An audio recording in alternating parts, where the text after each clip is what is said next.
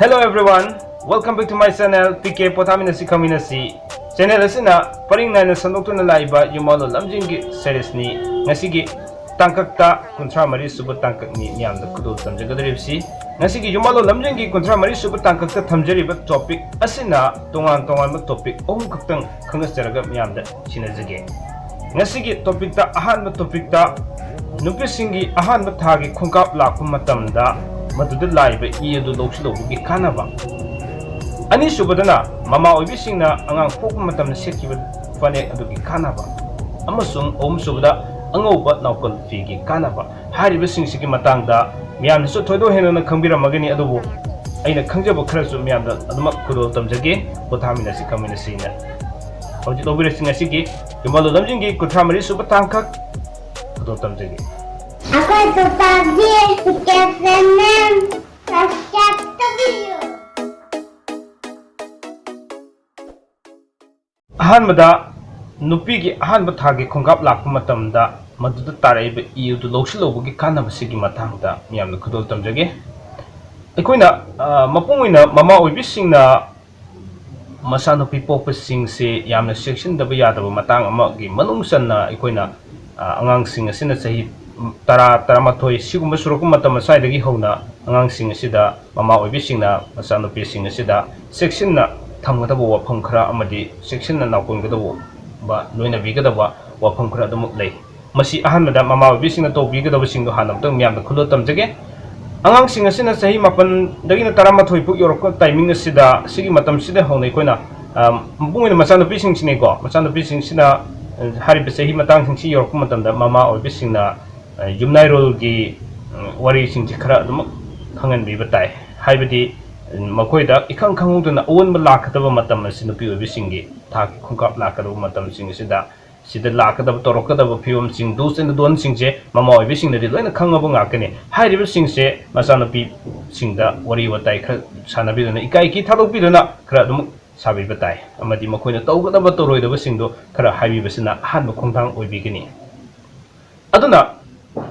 अखोना खंगी मदुदी अखोई मणिपुरी लोंदा करिनो हारगदी सुमाइना नुपी ओबिसिंगी अहानबा मखोगी मपुनसिगी ओइन अहानबा थागी खोंकाप लाकपसि ये लई लाकपा हाइना खंगे अखोई हिंदी की ददी अखोना काम सिंदुर हाइना सु खंगने असुमना ये लई लाकपा मतम हाइबदी सम समना अखोना थागी खोंकाप लाकपा मतम सिदा इहान हाना लाकपा नुपी ओबिसिंगी लाकपसिदा लाइबे इसे मसी अखोना मसी सिनाफमसिंगी हाना खंगलकांदा sungsoi soi de namaki masanupi singsina so nupi obisingna so khara section gadaba matam singida makoi khangogdana lakhani haiba matam sida moi section bigadabane adubo karino tawraga aikoina hariba laiba ese leba makha tahandana any setliba dress nadi khwaidi fai setliba dress khangde ka any fee amana hariba taraiba idu leba makha tahandana adamak koina idu loksin bi hogadabane Masahariba Losin Biriba ESA Matam Kudimak Koina Numit Ta Uhandana Mapam Sena the Makuntambi Gadavane Masiki Sinapam Chikaram Makana Lakani Hai Matamda Hariba Masano Piasina Haying Mahana Yuman Kaiban Lava Matam the Mayumaki Palava Matamda Masiki Sinapam Yam Song Lakaneva Matunimiam Dina Mapung in the Tamjing is Nahandakisumayam Hungary Wang Singadugi Pokum Punamakto Nasi Miam the Tamjaragan Aduna aina thamjani ba wafam de ngasagi mama oibisingna number 1 mama oibisingna masano pipo ibasingsida topigadaba haibigadaba loina bigadaba sahi matangsing sahi mapan dai horoga sahi tara mathoi fawbusi matungsida jumnai role gi lambel singgi loina takpiragani then aduga thagi khongkap lakku matam singsida so yam sectionna mo koina isi lahonabagi tanjado logadabani karigumma masida numit tha mangan ukraba then aduga mapung oina leba makha takraba loksilaba matungdane numit tha uhanbi yadrisi aduga koina tarakum matamdadi isi tarakum matamdadi leba makha yari makai tanbiroidubane aduga lasing khangde khangde any fee amana khwaide fawdi isada setleba dress amana idu chubhalaga thambi hobana khwaide fawgani aduna hayeng masana fee sina mayum makai falaba matamda mahaki mamang daina thagasagiba jumal lamjingda magi angang mapok nambiki sanadaba amadi magi mapunsi sanadaba kya mangonda jumpala matungda leigadaba dasalam phung kya singado haribisi maga thagona na thamabo kanda soidana maki ꯗꯁꯥ ꯃꯀꯩꯗ ꯂꯣꯏꯅ ꯀꯣꯛꯄꯒꯤ ꯂꯝꯕꯤ ꯑꯃ ꯂꯩꯒꯅꯤ ꯑꯅꯤꯁꯨꯕꯗ ꯃꯍꯥꯛꯅ ꯄꯣꯛꯂꯛꯀꯗꯕ ꯃꯆꯥꯅꯨꯄꯥ ꯈꯪꯗꯦ ꯅꯨꯄꯤ ꯈꯪꯗꯦ ꯍꯥꯏꯔꯤꯕ ꯃꯈꯣꯏꯅ ꯑꯅꯥ ꯑꯌꯦꯛ ꯈꯨꯗꯤꯡꯃꯛ ꯍꯦꯛ ꯂꯥꯛꯄ ꯃꯇꯝꯗ ꯍꯥꯏꯔꯤꯕ ꯐꯤ ꯑꯗꯨ ꯄꯨꯊꯣꯛꯑꯕ ꯃꯇꯝꯗ ꯐꯤ ꯑꯗꯨꯅ ꯃꯔꯥꯏꯕꯛꯇ ꯅꯝꯕꯤꯔꯕ ꯏꯁꯤꯡ ꯈꯔ ꯆꯣꯠꯍꯟꯕꯤꯔꯒ ꯃꯔꯥꯏꯕꯛꯇ ꯅꯝꯕꯤꯕ ꯃꯇꯝꯗ ꯂꯥꯏ ꯇꯤꯟꯒꯤ ꯂꯩꯔꯤꯕ ꯑꯃꯗꯤ ꯑꯅꯥ ꯑꯌꯦꯛ ꯀꯌꯥꯗꯒꯤ ꯂꯣꯏꯅꯃꯛ ꯉꯥꯛꯊꯣꯛꯀꯅꯤ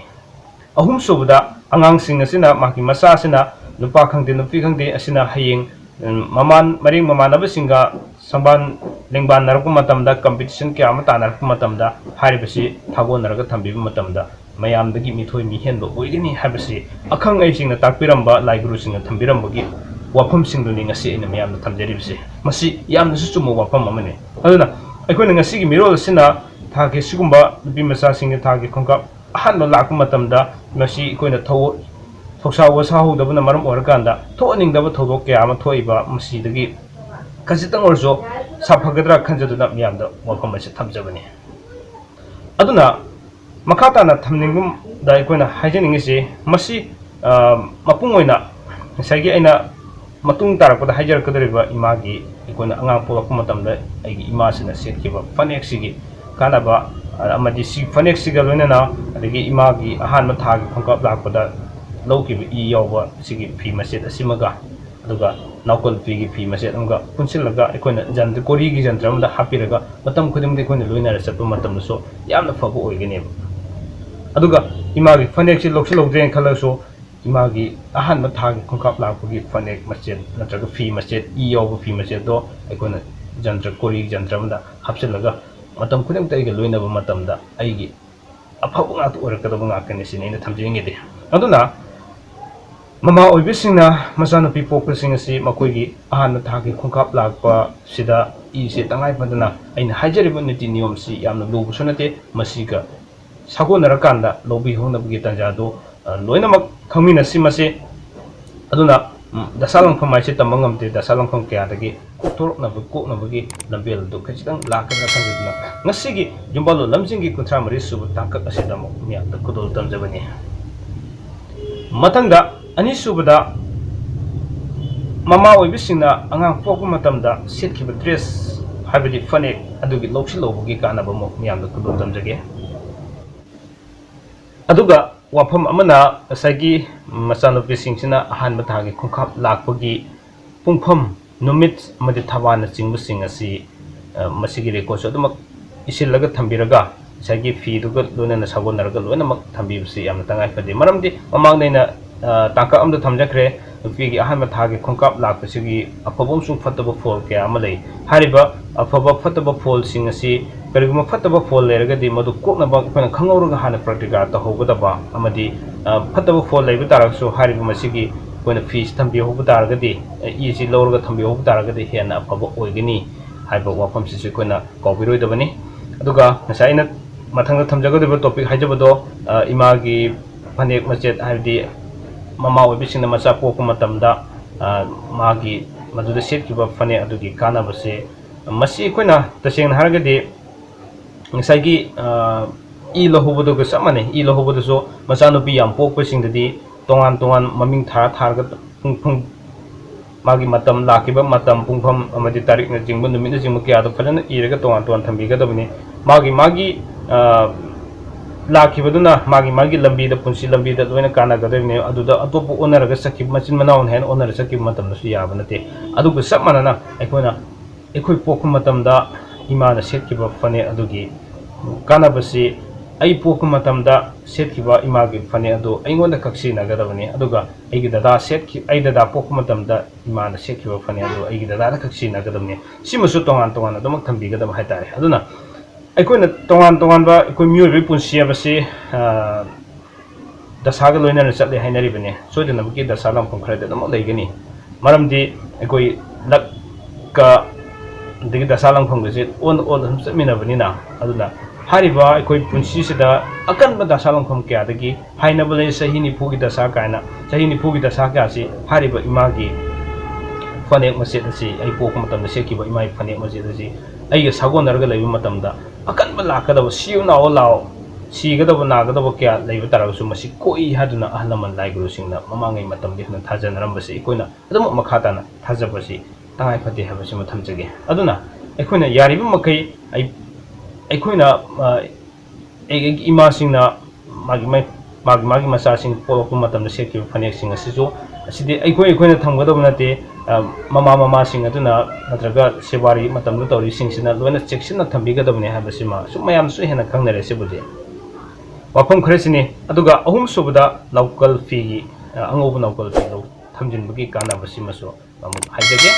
अखोइना ममा ओइबिसिंगना मिरोलिङै मतमदगी हौना अंगांगी नौकल फी अंगोब अमदि दम थम्बिगदबने हारिब नौकल फी असि अखोइना अंगांग उनरमदाय मतमदा सिग लोइनरा चक्किगदबने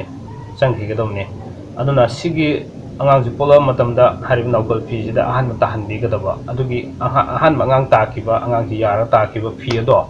मधुनी खुन नौकल फी असि मसी यामना thumb मतमदा यामना कानै अदुना ngasai mamangda igena panjakiba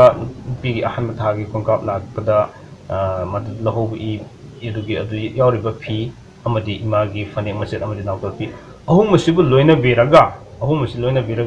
kona kori gi jantra mada hapiraga angang sing asida adumuk loina bibu matamda angang sing adu magi dasalam pampataba dasalam hum kya dagi timulam u kya dagi thingnagada bu kya dagi kokani haduna